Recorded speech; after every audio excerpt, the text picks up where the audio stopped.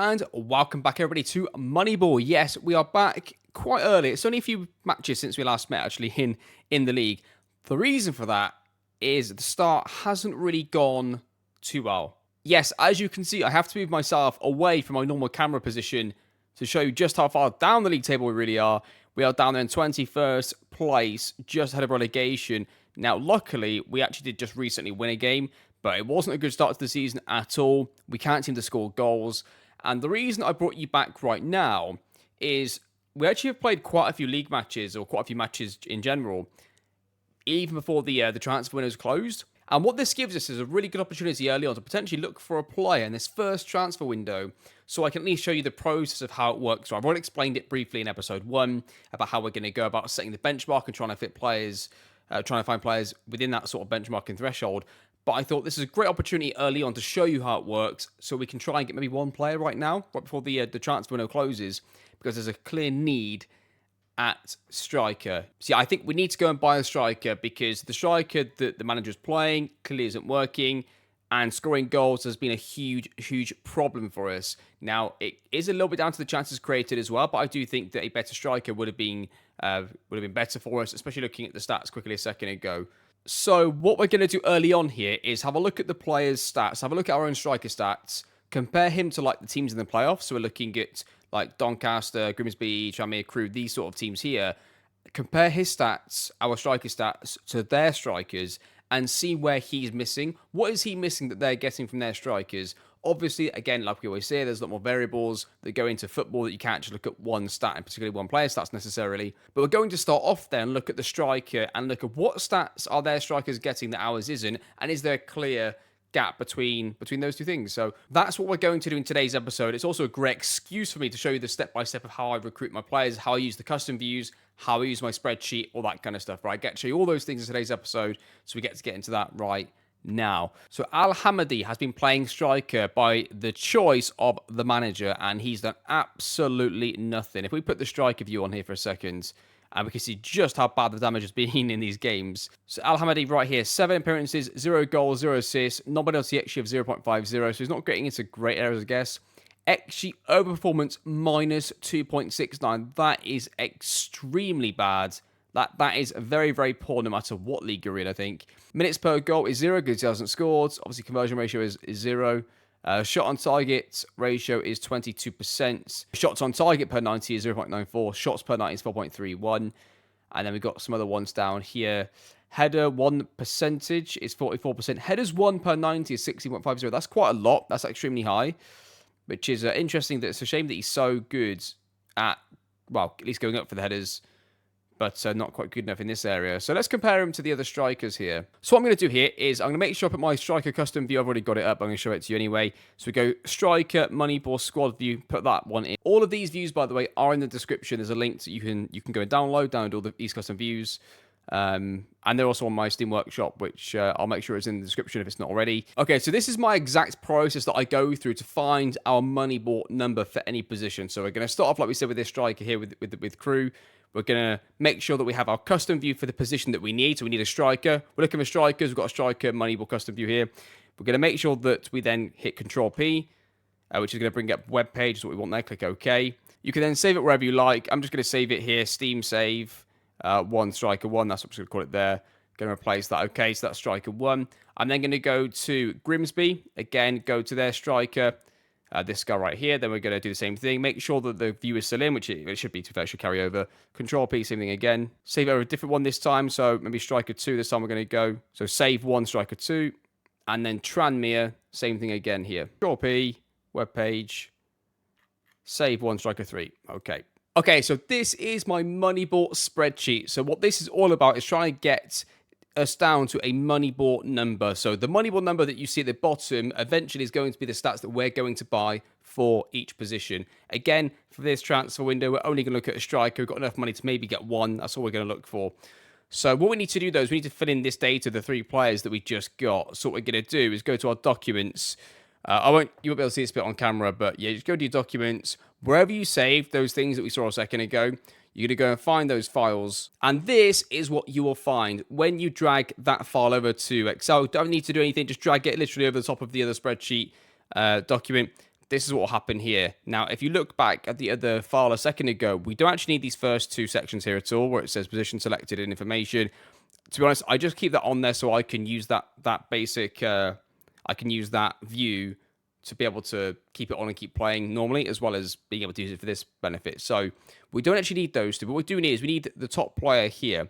We don't need anything else except for his stats. So you're going to click the player that you need, which is the top guy here, and just highlight the whole row all the way across, and we're going to copy that. Okay, once you have copied over your player stats from the other page, we're now going to paste it into this bit here with values. Make sure it is in the values to make sure it comes out correctly, and make sure you don't do it in A2. Make sure it's in A3, 4, and 5. I leave a gap between where it says name, position, etc. I leave a gap between the information and the actual players, so make sure it's not in this one. It's going to be in 3, 4, and 5 is where you want to put the players. So the first player goes into A. You can see already here it's populated, basically like for like everywhere. So there you go. That's the first player in. Now we need to get the other two in and see what we're going to get. So what happens here is, the 3 players are going to go in. It's going to add all of their stats together, then divide them all by 3. That gives us our average, of course. Like we mentioned in the first episode, we want to try and eliminate as many of those extremes as possible. So we're going to carry on here and put everybody else in the same process. So I won't show you every player now. You've seen how the process goes. I'll just quickly do this now off camera for 1 second. Okay, there you go then. That is your Moneyball number. That is our 3 players that we just searched for. That is all their stats added together in total amount. That is our Moneyball number. That is our average with it all divided by 3. So effectively, if you had a striker with those following stats, that should get us a striker that will get us into the playoffs in League 2. Yeah, distance per 90 messes up. You've got to delete the MI on the miles. And there you go. Now that one's done as well. So yeah, make sure you delete that. One bit of advice as well that I would give: whichever player you're trying to take stats from, make sure they're at the top of the list when you export the file with Control P. Because if you do that, they'll be the very top player on the list. It's very easy to see who it is. So I'd always try and keep the player you're looking for in the top 2 or 3. So it's really easy to go, okay, there, bang. You don't have to keep looking through every single player trying to find out who it was, right? So make sure they're top of the list. You can sort it by however you want. Just try and get them near the top so it's easier to follow, and try and get them out. Just a bit of advice, I guess, to make it less painful. By the way, there's probably quite a few other ways you could do this. There's probably better ways. FM Stag's got a few different ways and other people. This way, just the way that I do it, it works for me, and it's pretty simple for me. Just control P and then putting it into a spreadsheet easy like this. It's a very basic spreadsheet. Again, all it does is add all the stats together, then divides them all by 3 to give us an average. But that is your Moneyball number. So now we're going to go back into the game. We're going to go back into Football Manager, and we're going to search for players that have got these stats. Not really the first two. The first two I just leave them because they're there anyway. We don't really look at those. We're looking more at this. I guess the one thing to remember is normally we would look for a much bigger sample size, like half a season, a full season. We need to factor that in a little bit. Really, I'm sort of using this early issue as an excuse to sort of show you the process, just so I can show you it right at the start of episode 2 so you can see the whole process with me. But that's what we're going to quickly look for now. There's no guarantee we're going to find anybody. And if you have a quick look at the Moneyball number compared to our striker, the thing that stands out, 1, is that their strikers actually score goals. That's a big thing. And 2, their strikers don't tend to win as many headers and don't have quite as good header-win ratio, but they've got lots of other stuff. Dribbles per night is pretty decent as well. So that's interesting already early on. But let's go and compare the two now. We'll compare our Moneyball number with our current striker, and let's see who we can get that's going to be an improvement on our current number 9 playing up front. Okay, I've left the Moneyball number on the screen so you can sit with me as well as we go through here. But yeah, what I would normally do now is you go to the search, and again, I've already got pre-done filters for this. So let's do this actually in order. Let's go. So I have my pre-done filter. I'm going to go and put this in now. And that is basically all those stats that you see in order. They should be roughly in order in this list as well. They're preloaded with I think the stats that I originally had on my Paris save, so we don't need to really worry about that. The first of all, we're going to get rid of those 2 things. I don't care about that. And we're going to go through this together. So we'll click OK for now. Non-penalty XG per 90 is 0.54 essentially here. So let's put that. We'll try and get as close as we can first. We'll try and get this as close as possible first, then we'll descale it from there, right? So XG performance is 1.8. Can we go down by 1? We can. We'll do that for now. Average minutes per goal is only 99 minutes. We'll run up to 100. Conversion rate is 34%. That is significantly lower than the players I was looking at last time. Shots on target ratio is 52%. That's actually pretty good. Shots on target per 90, 1.7, but it goes 0 to 2, so that's fine. Shots per 90 is 3, that's fine. Distance covered per 90 is 7.9, that can stay there. Yeah, you can see that offsides is just missing from this list. A couple of them I just left off for different reasons, to be honest. Offsides, one is that I can manually look at that if I need to, if I need to search for that specifically. Dribbles per 90 is 0.83, so we're on a 1, so we're going to go down to 0 because there isn't a option between that one and that one. Open play key passes per 90 is 1, that's fine. Header 1 ratio is 32%. Headers 1 per 90 is going to be 10. Pressures attempted is 13, which is, those are both way over. Right, so we've pretty much got everything there that we could possibly do. And what they're telling us is there's nobody that realistically we can sign that wants to come to us with those stats in League 2 anyway. So we're going to try and bump this up to, let's go UK and Ireland. Let's put that up. Still nobody. And there's nobody anyway after these games with these exact stats, which is quite interesting. That is, so there you go. Before we do that, actually, go back to our previous striker. So I was to go back and put, if I put our striker here, I just select him as a goalkeeper just so you can see his stats closer to the top.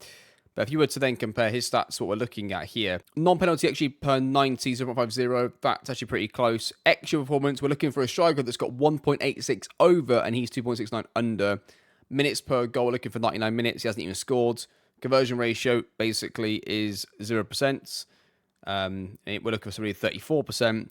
Shot on target ratio, he's actually pretty good for that, but doesn't score many. Shot on target per 90, 0.94, we're looking for 1.7. Then shots per 90, he's a bit lower. He's actually a bit higher than that, actually, as well. Distance covered per 90, is he a runner? Is he a runner? He's a bit lower on that. Sprints per 90, 7.75. He's much lower on sprints per 90, so does that mean they've got slightly quicker players up front? Who knows here? Open play key passes per 90 is slightly higher on. Head-on ratio he's higher on. And headers 1. So looking at that, right, you can make a conclusion saying that in quite a few of the stats, he isn't far off those strikers. But on the absolute crucial ones like goal scoring, conversion ratio, minutes per goal, extra performance, and non-penalty XG is pretty close. Like he's getting to similar areas that they get into, which is not scored. So do you conclude from that eventually he's going to score, and once he starts scoring, he's going to be the same as them? Or do you conclude that when given the same amount of chances, they are able to score and he doesn't? It's a very small sample size, of course. That's the problem here. And there isn't much we can do because of the transfer window. Okay, I've just brought you back to this screen. And the reason is simply this. What I want to see is, rather than just looking at where the Moneyball number is compared to him, it's piqued my interest this. Where individually do all three of these players have similarities that our current striker does not? Is there something that, apart from goals, which obviously is something important, but I'm just going to go and look through and see, like, for example, non-penalty XG per 90. George Lloyd has got 1.02, and that is significantly more than the other two players, and he sort of brings up that stat quite a bit. So, really, Al-Hamadi is getting into better areas than two of the three, right? This is where looking at data more closely is important. So he's actually getting into his goal-scoring opportunities better than two of those three, but significantly worse than one, but so did the two. So he's getting into areas. I mean, obviously we know that he's not hitting the target. He's not, converting his chances, but his shot on target ratio, his is at, what is it again? Shot on target ratio is 22%. Now that is significantly worse. So we can see there, shot on target ratio is extremely bad from Al-Hamadi, our current striker. And it makes sense. He's not getting shots on target. He's not scoring the goals, not getting any conversions. Therefore, that's where he drops off. But then getting his shots away, shots on target per 90, if we're looking at that stat first, 0.94 shots on target per 90. That's more than Saunders, but much less than these two. Overall shots per 90, we're looking at that. Our player gets 4.31. And that is the second highest if you put into a group of four with the other lads. So based on this analysis, do we need to make sure that we get a striker that can just make sure that he gets the shots on target first, and being able to move into dangerous areas is like a secondary thing, at least in this stage of the season, League 2? Is that what we're saying, that getting somebody gets shots on target at the moment is more important for us? Like, I'm pretty sure we've all had before forwards in FM that are just pacey, running behind, and eventually they'll score. They might miss 2 or 3 chances, but eventually they'll score because they're just such a threat in behind. Do we need the opposite to that right now? Is what we're looking at right now from this. Dribbles per 90, you've got quite a mixed bag there for those three. You've got a 0.42, 0.97, 1.11. And if you were to look at our dribble per 90 striker, 0.38 is lower than all of those.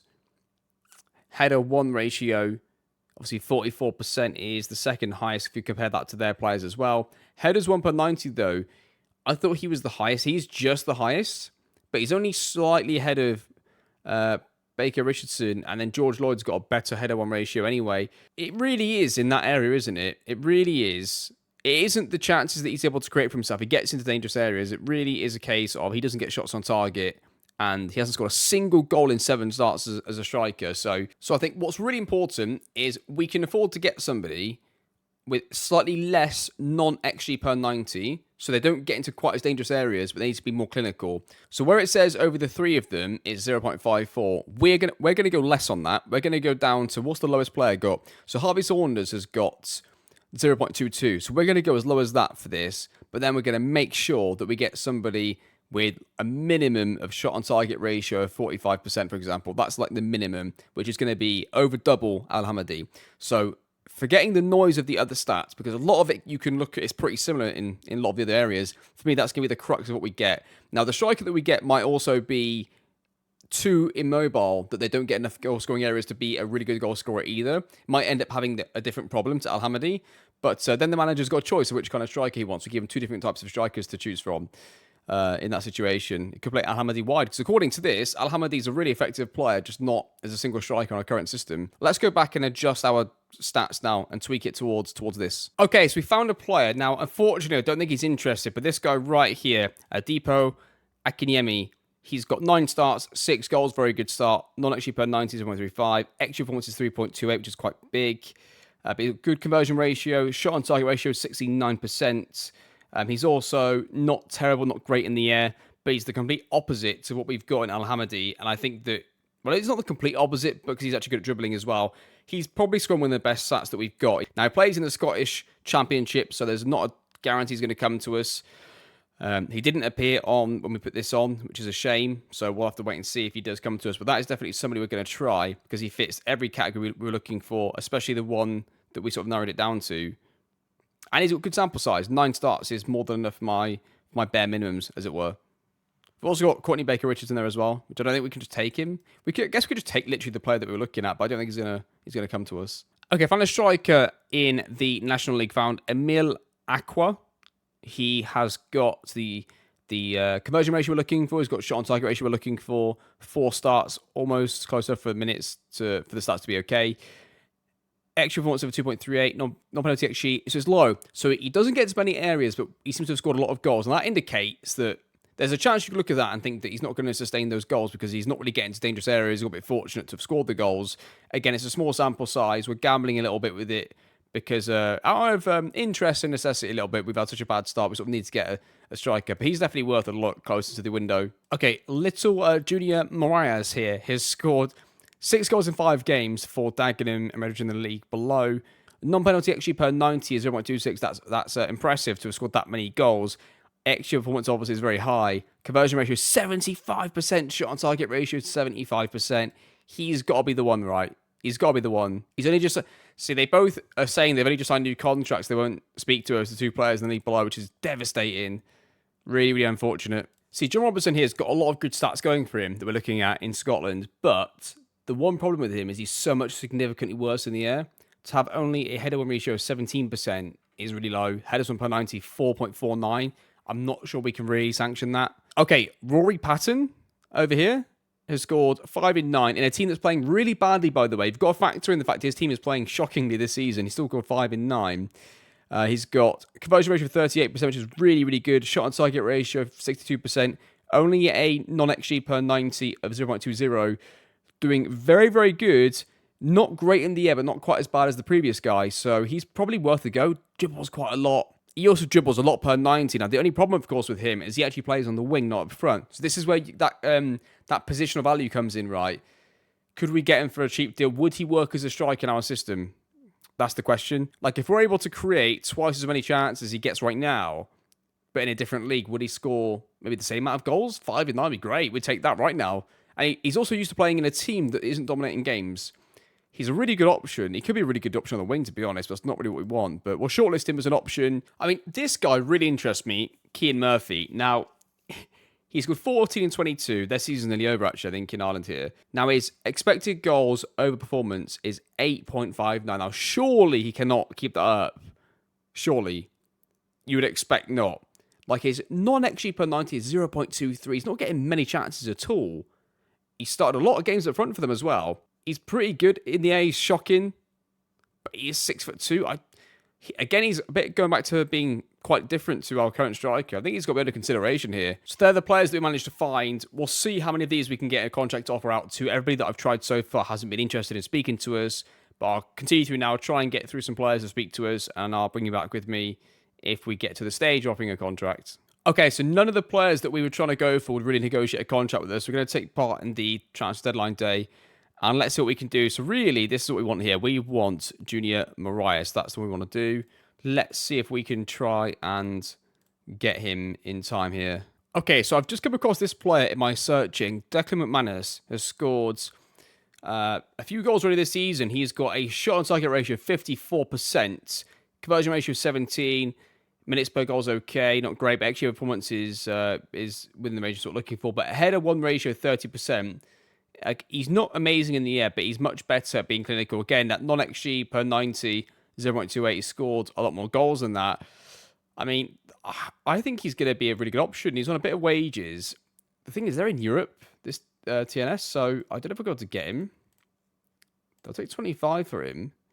He's willing to speak to us. Like, this could be a bloody steal here. 25 grand. Right, so I managed to offer Declan McManus a contract. We're just waiting to see whether he accepts it. If he does, that's a great signing for the club. It's pretty much all the wage budget gone and half the transfer budget that we had at the start, which is really just like crumbs that are left over. So we'll see what happens. Like, this could be a really good signing. And we've managed to do it. We managed to get Declan McManus. And that all came about really from my manual scouting and then checking back at the search filters every time. Declan McManus joins us. I think that could be a really good signing. I mean, the coaches instantly rate him 3.5 stars. That's a really good thing. That's a really good starting point, I guess, as well. So that is a phenomenal transfer. Potentially, we think it is, to get him for 25 grand. And even with all the things in his contract, no matter what happens this season, even if we sell him next season, we're going to get a profit on him, no matter what happens. So we can't really lose from this situation. He comes in on a decent wage, I guess, to this level of football. But no matter what happens, even if he comes in, does really well and ends up moving on, we're going to get a profit off him. So I don't see there being a single negative to this transfer. He comes in for 25 grand all up front, which is less than what his previous club paid for him. And Declan McManus joins AFC Wimbledon. Look at that. What a start to the series. What a start to the save. But can you see already from this episode, right? You see from this episode how much time, work and effort we put into this just to get one player right now. Like, that's quite a lot of effort to get one player. So doing it over like a pre-season, doing it for every position takes quite a long time. But it's rewarding. It's so much more rewarding when you go through that process. If it works, of course. We don't know if it's going to work yet. I can't see him doing any worse than the previous striker. So we'll see. And I think the manager will play him up front, which is obviously very good. But that'll conclude our business now for the transfer now, I think. Right, that is going to do your first transfer window. So that concludes it. One player in for us, Declan McManus. We're going to try and loan a youngster out as well. But in terms of players in, that's all it's going to be. Well, that was pretty good in the end, I think. That got us a striker that we desperately needed, I think, as well. So, I mean, Josh Davidson looks like he could be a really good young striker. The coaches like him. The manager hasn't played him so far, and I do feel like that was a mistake. But now he's got no excuse to be playing. Alhamid is the striker. Declan McManus should be in there. And probably Josh Davidson should be the backup. But, yeah. Anyway, that is going to do this bit. Right, you're going to join me back now, I think, later on in the season.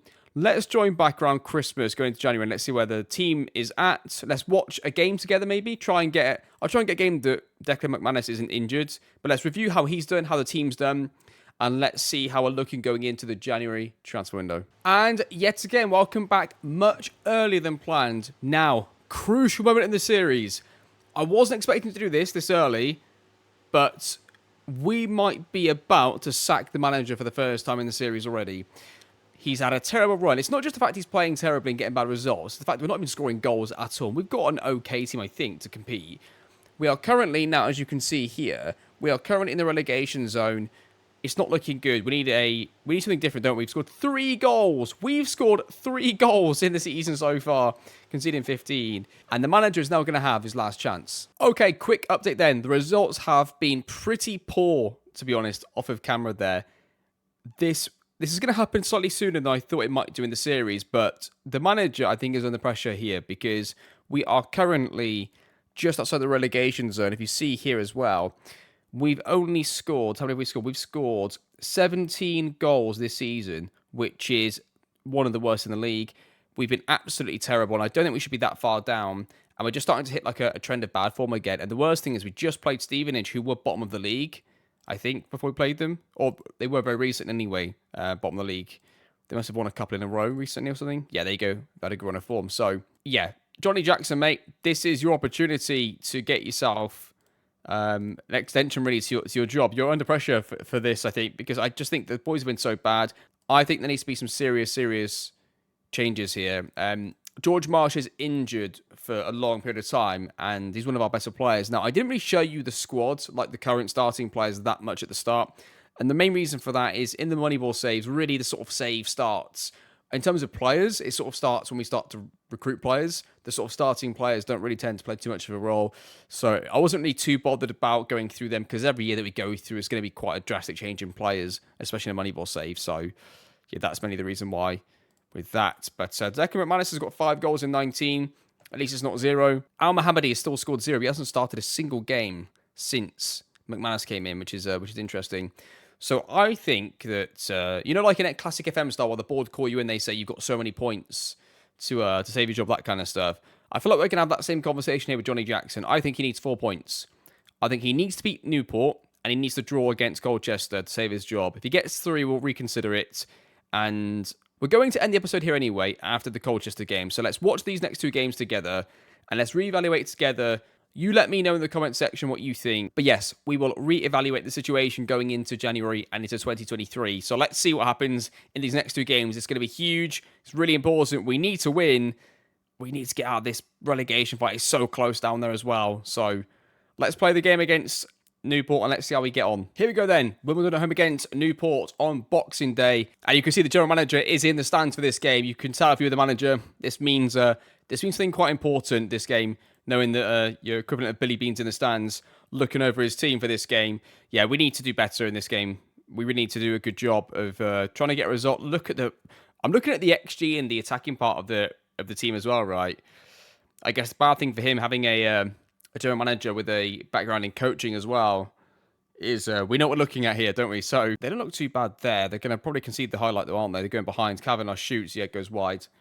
But it's in possession, really. I know it's on key highlights. We're not going to see really the full picture. But to get dominated, like 68% possession for Newport at home for us. We're at home. And they are in the relegation zone with us, right? Or they're really close to it. They're just one outside. And are we currently bottom? Did that just say we're bottom of the league currently as things stands? We might be, Far post cross. And it is somehow gone in. We'll take that. I mean, that's not really from a good bit of players. Terrible goalkeeper. We'll take that. Makes it 1-0. But I just want to double check something here. No, so we're there. We're 20th. Yeah, it doesn't highlight because obviously we're playing as the manager watching the game that's not currently with the club, so it doesn't highlight. But yeah, no, we weren't bottom any point there. Watching them now play across. Whipped in towards the far post. It's going to be a goal. Another highlight here for Newport. They lose it to McManus, who races away. I'm not sure how quick he is. But he saves away from the defender. He's going to get a shot away, surely. And the new Moneyball signing scores. Declan McManus scores. Makes it 2-1 to Wimbledon. Great signing. We'll take all the credit for that. We'll take the credit when it goes well. Just races away from the defenders and stays ahead of them. It stays 2-1 now, or it goes 2-1 to Wimbledon. And we're just surrendering possession to them, aren't we? We're just completely giving up control of the game to them. And it's going to be given as a penalty for that. I don't believe it. That's a bit harsh. This is harsh if it goes in. It's going to be a penalty for Newport. Scored. I don't like this. I can't imagine going through a game like this at the end of the season, like for survival, having no control over the tactics. This is difficult and different. This is completely different to every other FM experience I've ever had. It's very weird, not having any control over it. It matters just as much, if not more, I guess. I don't know, maybe not more. But it matters definitely just as much, but you've got no control over it. So it's hard. I guess, like, if we were to lose this game but win the away game, we could still potentially keep him on. But I mean, look at the XG in this game. I know they've had a penalty and stuff, but I'm pretty certain I know what I want to do here. And I think that I won't do it in this episode because we've got through a lot of stuff. But I think next episode, what we'll start looking at is who the next manager is going to be. We can scout through some teams in the league below. I mean, if he was to win the away game now and get 4 points, like I said, maybe he escapes the situation. But there we go. Okay, I'll see you in a few seconds then for the game against Colchester. Here we go then, Colchester away. This is a big game for the manager and for the team, really, because we're dangerously close to this relegation zone. It is currently 1 point separating Hartlepool and us, and then only 1 point from us to Stevenage, who are ahead of us as well. So, big game this. I think the manager is under severe pressure here. I don't think the team should be doing this badly. And I think we've been pretty patient with him. I think a lot of managers could easily have been sacked by now. Don't forget, we're a team that just came down as well, right, from League One. So, yeah, this is not looking good. I think he's going to be gone after this game. Potential highlight here for Colchester. They're going to whip the ball in, are they now? There it goes into the box. Keeper's going to collect it, though. This could be anybody's highlight. Back in our shape pretty early here. Good. We're pressed up the pitch. We've gone long into nobody. What is this? I mean, if this is what it's been like every game, but I've not been watching, obviously, all the games. If this is what it's been like, then we need to seriously look at what's been going on here. This is terrible. Yeah, it's going to be interesting to look at the leagues below and seeing what managers we can look at and see who's been doing well. The National League will be the first thing we'll look at, of course. Again, we'll just go through the sort of checklist of the criteria that we're going to look for. We'll go through those and see which manager is doing well. As the save populates further and further, it'll be interesting to look at manager win ratios and things like that. And it's not just win ratio, because obviously if you're going into a job where you're trying to fight relegation, your win ratio isn't always going to be high. But maybe looking at the loss ratio, are they getting draws when they should be losing matches because they're obviously doing very, very well with a bad team to compete? Do we start factoring that in a bit? I think you could obviously do a lot more of that kind of statistics in real life, but in FM, I'm just talking about. I think it's the kind of thing we need to sort of look at. And there's one. If it goes 2, I'm just going to go only commentary and see out the rest of the game. And we'll see how it ends. It's going to be 2. It nearly was. I think we'll do that now anyway, actually. Let's go early commentary. Let's see how it ends up, because for me, that's the end of the game. We'll see what happens. He's gone. I've had enough. We're going to make a change at manager. And there you have it. Finishes 2-0 to Colchester. And that is going to do it for our manager. He is going to be sacked. I mean, I think he had more than enough opportunities to get us out of that. Unfortunately, that is going to be it. Yes, that is it. Johnny Jackson has been let go. Okay, before I forget, Matthew Cox has got a sell-on fee percentage at Brentford. So we could take 1.48 million right now, or we can just wait and see if we can get more money from later. My concern is they just won't ever play him and end up losing his valuation eventually. So I think we just take this money now. I didn't expect it to be there anyway. It's already a bonus. So we're going to take the money now, and that'll help us out massively. So that puts the finances at 1.87 million. And it also gives us now a load of money to spend in January if we so wish to. So that helps out quite a lot. That's nice. Nice little bonus there for the club. And it puts us in a nice position going into the January transfer now, doesn't it? We've got a bit of money to spend that we can improve the team with. And we're also going to be able to change the manager. So I think there's a lot of positives for us to look forward to, despite the fact it hasn't gone completely well under Johnny Jackson for us. So definitely a change of manager is going to be happening. In terms of how I do it, I'm expecting to go and look at the National League and get somebody. I guess we could also look at other clubs' coaching staff, like actual coaches, actual assistant managers, and look for people that fit our criteria, because I guess in real life, if this job was to come open, there might be some people that would apply for it, or through the grapevine, some directors might know a coach that's really up and coming that they think we may want to approach and give an interview to, those kind of things, right? So do let me know, 1, how you'd like to see this approach go, 2, how you think it's going to go, and I guess 3, have you got any names? Have you got any names? You know the criteria that we're looking for. Are there any names from you, the viewers, that you'd like to see be appointed as manager, or for us to even look at? I guess I won't really continue past the game, because if I continue more than 2 days, I guess it'll just put a caretaker in, won't it? It'll just put a coach in charge. I guess that's fair. We could still continue through a little bit. There's no rush, I guess, to get the manager, because we'll put a caretaker in charge for a little while, which will be fine. But I do like to do it almost straight away, but there we are. That's going to do it. So we finish ourselves in a position that's not great, to be honest, is it? We're going to finish 22nd at the end of today's episode, which is only goal difference ahead of the relegation zone, really. There are 4 teams on the same amount of points there. You've got 4 teams on 22. 1, 2, 3, 4. Goal difference separates all of them. There's a bit of a gap already between us, Stevenage, and the rest. So although it's a game in hand for us as well. But it's really tight down there. It's really, really tight. Relegation is definitely a possibility at this stage. And yeah, I guess thankfully the best thing for us is that manager was not somebody we hired. It's the manager that we got given with at the start. We can't take responsibility for that. And it's also the team, right? The team is what it is. We haven't made any transfers really apart from the striker. And we'll get our own coaching staff in pretty soon. But it's all looking good. I'm still pretty relaxed about the situation because I guess in my head I'm assuming that the new manager and the new signings are going to work, which there's no guarantee of that. But I guess that's why I'm not quite as concerned yet. But we'll see. I don't think I'm going to enjoy that process, though, of watching the games without controlling it as we get closer towards the end of the season there. But we'll see how it goes. That is going to conclude the episode. All I can say is a massive thank you to every single one of you for watching and supporting the series already. It's been a great reaction to the first episode and onto Twitter and everything else. So a really big thank you from me because I really appreciate it. I hope you can enjoy this series. I'm really looking forward to this. I'm actually struggling finding enough time in the day to record these because all I want to do is record and I've got to like try and pace myself that I've got other things to do, other responsibilities to have. But I'm really enjoying this already. It's going to be good fun. I just hope it works, I guess, but we'll see. We're in a good position. The club's in a good position financially, not on the league table, but we'll get there. We'll find somebody. We'll do that in the next episode. We'll save all the searching and looking at managers for the next one. But that is going to do it. Thank you for watching, and I'll see you all, of course, next time.